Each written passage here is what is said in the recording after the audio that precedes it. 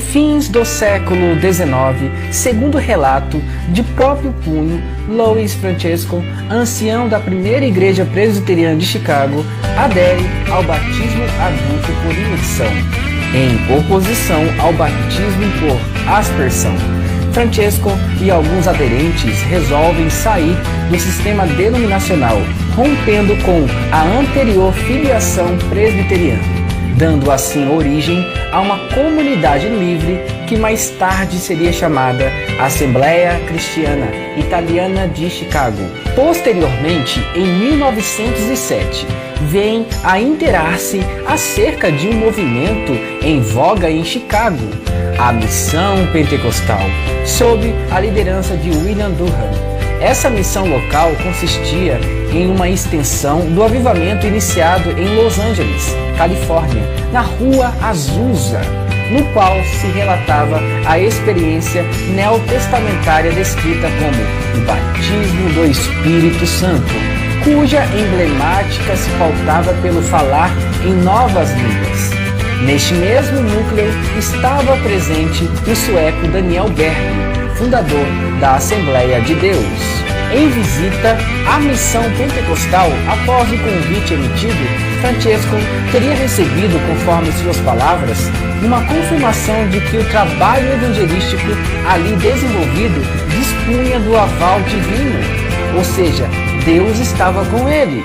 Deste modo, tanto Francesco quanto seus companheiros passam a frequentar as reuniões presididas por William Durham, sendo a sua maioria agraciada com o batismo no Espírito Santo.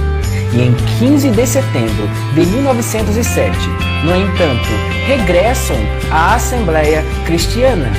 Essa data descrita por Francesco como inesquecível dia e por Pietro Ottolini como um dia de sacra memória, testemunha um avivamento local, determinando o marco inicial daquele que os historiadores viriam a chamar de o movimento pentecostal italiano, ou seja, foi um dia muito importante. Em viagem missionária ao Brasil e como resultante de suas prédicas, Francesco efetuou em 20 de abril de 1910, na cidade paranaense de Santo Antônio da Platina, o primeiro batismo em território brasileiro. Na ocasião foram batizados o italiano Felício Mascaro e mais 10 aderentes. Depois, o pioneiro dirigiu-se à cidade de São Paulo, na qual conferiu o batismo a mais de 20 pessoas, sendo estas de origem presbiteriana, metodista, batista e católica romana. Em viagem de trem pela estrada de ferro Sorocabana, entre São Paulo e a pequena estação de Ourinhos, aberta em 1908, e Salto Grande com destino a Santo Antônio da Platina, Louis Francesco tomou conhecimento que em Sorocaba havia um distrito por nome de Votorantim e que a colônia de imigrantes italianos era significante no vilarejo. Em Votorantim, conheceu Ângelo de Sieni e deixou a semente plantada, deixando com ele um inário e uma Bíblia. Louis Francesco voltou ao Brasil em 1918 e em Votorantim já encontrou os irmãos reunidos em uma casa. Além do italiano Ângelo de Sieni, a família Ribeiro aceitou a nova religião. Eram duas famílias que formavam o primeiro grupo de oração na Vila Operária. Começava a nascer em Votorantim a primeira congregação cristã no interior do estado de São Paulo e a terceira no Brasil, espalhando para Sorocaba, Piedade, Salto de Pirapora e toda a região circunvizinha de Votorantim. Devido à perseguição da direção da fábrica de tecidos que pertencia ao grupo SA Indústrias Votorantim, não permitia barulho na vila. Os irmãos passam a reunir-se fora da vila, na casa do irmão Benedito Ribeiro, no começo da antiga rua Vossoroca, que futuramente doaria o terreno onde hoje é a congregação central de Votorantim. Majoritariamente italiana, até a década de 1930, a congregação cristã veio a ampliar a sua membresia, estendendo-se a outras etnias. e desde 1950 está presente em todo o território brasileiro e em todos os demais continentes.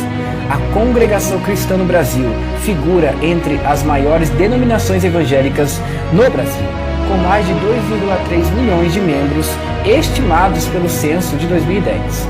Já em 2019, estima-se aproximadamente 4,5 milhões de membros e mais de 20 mil templos espalhados pelas 5 regiões brasileiras.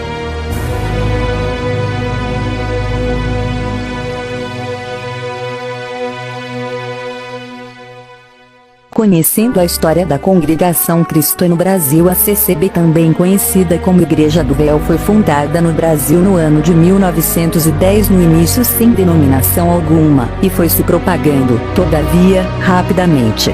Na época, foi criada com o nome Congregação Cristã do Brasil.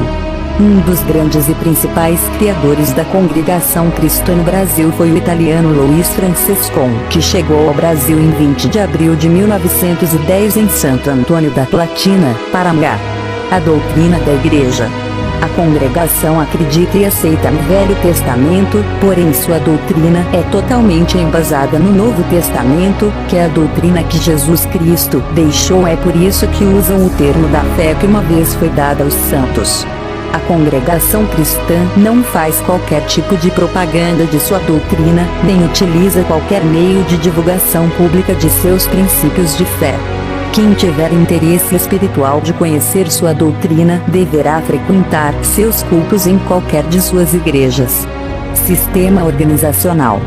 Ancião é a pessoa mais velha do ministério e responsável pelo atendimento geral da obra. Diácono é responsável pelas compras e pelo atendimento às famílias que estão em situações de vulnerabilidade. Cooperador do ofício ministerial, responsável pela presidência dos cultos, pela cooperação nos ensinamentos. Cooperador de jovens e menores,